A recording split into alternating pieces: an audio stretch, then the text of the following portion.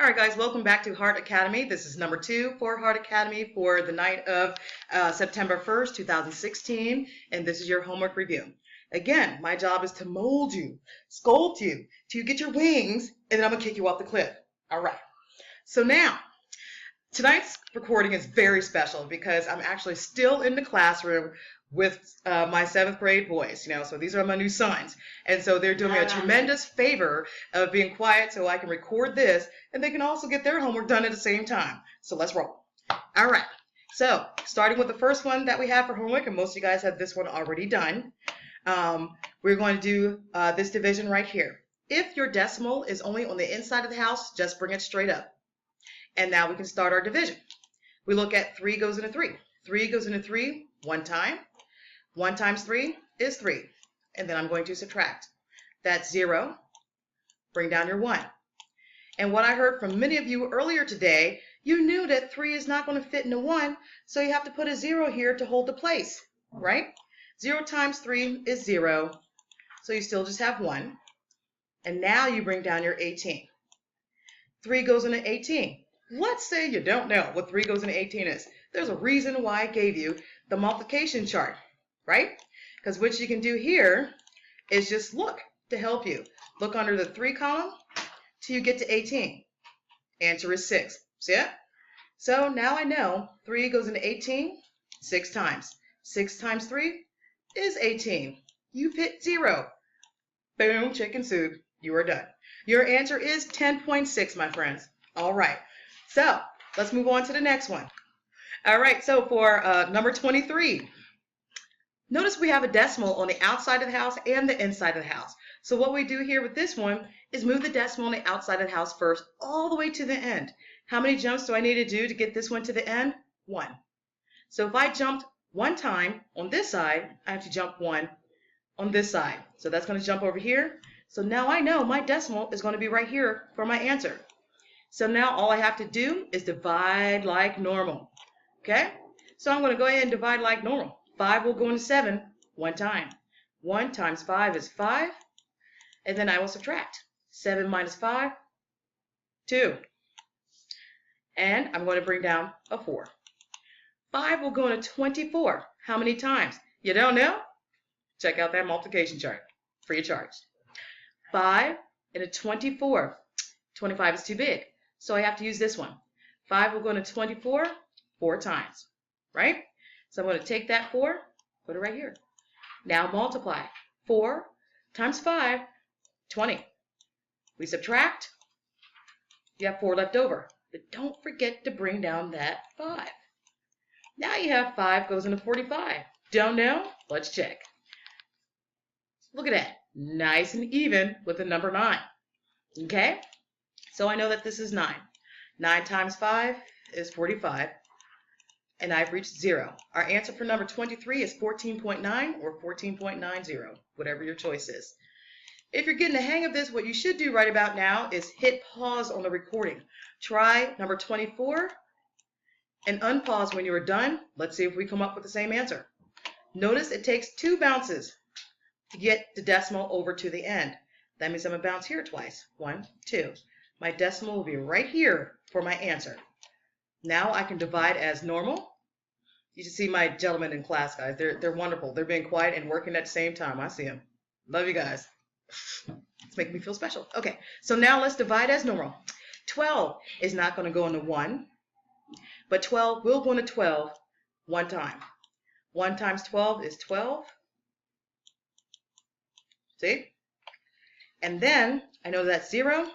I'm going to bring down the 2. 12 will go into 2 how many times? That's not going to work, is it? 0. Bring down your 4.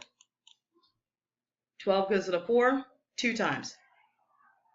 2 times 12 is 24. Our answer is 102 or 0102 with a decimal at the end. Okay? Moving. Go ahead. All right. So in this section right here, we're going to do some rounding. We're going to round to the nearest 10th place on this one, just like we did in class. Please remember, you need to know place value. Everything before the decimal has an S. Ones, tens, hundreds, thousands, 10,000, 100,000, millions. After the decimal, it has the TH sound, like the one I kept doing in class and spitting on everyone. Tens, hundreds, thousands, 10,000, 100,000, millions. But notice after the decimal, you don't have a ones. Okay? Starts with tens. So that should tell you right there your answer to this. What's in a tens? Sorry about that, guys. Place, it's the 3, right? So I'm going to underline the number that I'm looking for, but it's the number beside it that tells it what to do. That 4 is going to tell me what to do with 3. The 4 is not bigger than 5, so that 4 is saying, leave me. So I will. So this rounds to 0.30, or some people will put the rest of the zeros in. Okay? 1, 2, 3, 4, 1, 2, 3, 4. Okay? So 0.30, or add a couple other zeros in it, is fine. Let's go to the next one. So for this one, hundreds. Oh my Lord Jesus. Okay. So for this one is the hundredths place. Tens, hundreds. This 5 is in the hundreds place. But this 5 is telling this 5 what to do. Since it is 5 or more, that 5 is saying, hey, bump up 1. So that 5 is telling this 5 to go to 6. Keep the ones before it the same, and you are done. Unless you want to add some zeros at the end. Works the same. Okay? Now, number 27.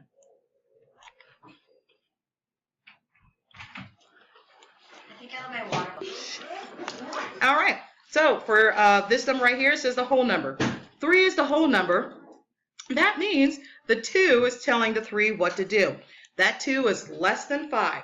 So that 2 is saying, leave me. So I do. This rounds to 3.00 or 3.00. Here's another way to look at it too. Look at it as money, right? Yeah, $3.26. Are you closer to $3 or $4? You're closer to 3. Get it? Everybody understands money, okay? So let's go down here. 10 place. Notice I didn't say tens. So now, that means it's over this side. 1 tens, okay? But the 2 is next to that 6. That 2 is telling 6 to say what? Bump. Leave me. I'm not worthy. So it turns to a 0. That's the answer for that one. Look at it like it's money. Look at it again. You have $162.21. Are you close to $170 or $162? $160. Okay? So now, looking at the next one, 29th. Oh, shuck it, duck it, quack, quack. We're in the thousands. You're good. Okay. You're in the thousands place. Tens, hundreds, thousands. That means the one next to it, which is a 6, is going to tell that 3 what to do.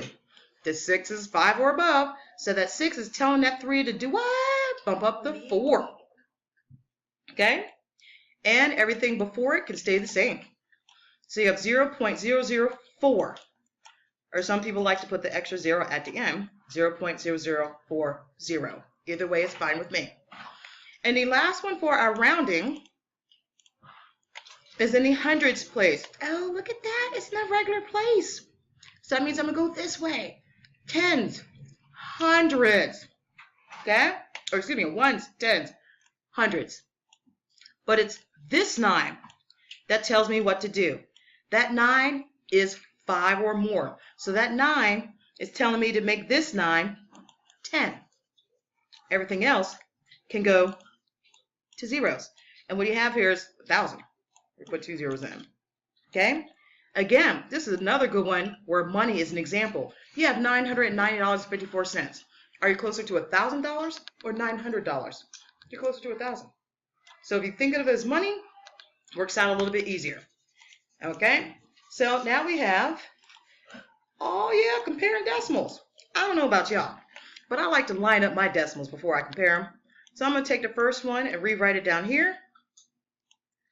making sure my decimals are lined up. So now, all I have to do is look to see where I have bigger numbers. You see this first row is exactly the same. So I'm going to go to the next row. Next row is the same. Next row, I finally have a difference, don't I? Which one is bigger, a 0 or a 1? Thank you. The 1 is bigger, right? So now I know that this number is bigger. Though it looks like this number is bigger, it is not. That's why it's easy to line them up so you can really tell the difference. That's the same. That's the same. You finally get something different. Out of this row, which one is bigger? The 1. So that means it should go this way because that number is the bigger one. Next one, I have $1.03, and then I have 0.03. Okay? Look at this. Right in the first row, something is bigger. So I automatically know that that one is bigger.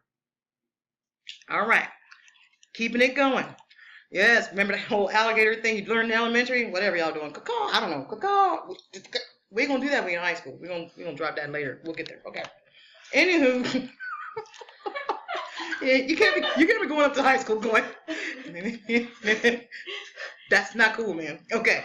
So now, somebody gonna be like, you have to watch Mrs. Hart's video tonight. I know that's what some of you are gonna say to your parents. Okay, so anyway, so now I'm not right. Okay, 0.04 and 0.050.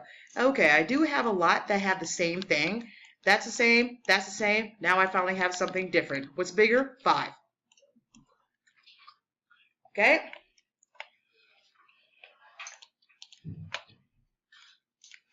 All right, so, I really shouldn't have to do any more of these.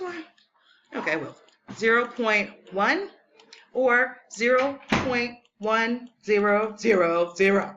Here we go. Okay. That's the same. That's the same. What do I do here? Hey, remember what we do when there's blanks? What do we fill those blanks in with? Zeros. Oh my gosh. It's equal. Don't get it twisted. This and this are the same thing. Okay? Now we know. Okay. So now I have 35 point. Oh, that's not 35. That was number 35. Okay. Never mind. Whoops. Okay. So 0.52, right? And 0.500. Here we go. So now I have same, different. Here we, don't look at me like that. No, please. So my kids are looking like, this woman is weird. Yes, I am, and I'm proud of it. 0.41 or 0.405. Okay, excuse me with the handwriting. It's hard writing with a mouse. Let me go ahead and plug in this space. And let's see. Same, different. One is bigger. Boom. Chicken soup. Okay, so I think the hardest part about this was the composite number thing that we were having people do. Okay? So with the composite number thing. All right. So what we have here, what time is it? We still got 2 minutes. Hold on a minute. What we have here is composite numbers. A composite number is when you can take two numbers from like the multiplication chart and multiply it and get like this. Think about it this way. What two numbers can you multiply to get 27? If you're looking at a multiplication chart, find 27. Oh, look, here it is. So I can multiply 9 and 3 to get 27. So because I have 9 and 3, and 1 will always work, okay? I know that this is a composite number, COM for short, because my answer just isn't 1 and 27, okay? So 9, 3, and actually 27 will work, because 1 times 27 is 27, and 9 times 3 is 27. It's a composite. It'd be a prime number if you couldn't multiply anything to get to it. For example, these are good prime numbers. You cannot multiply anything but 1 and 5 in order to get 5. Nothing in the world you can multiply together will give you 5. Okay, that's a good way to figure it out. 39.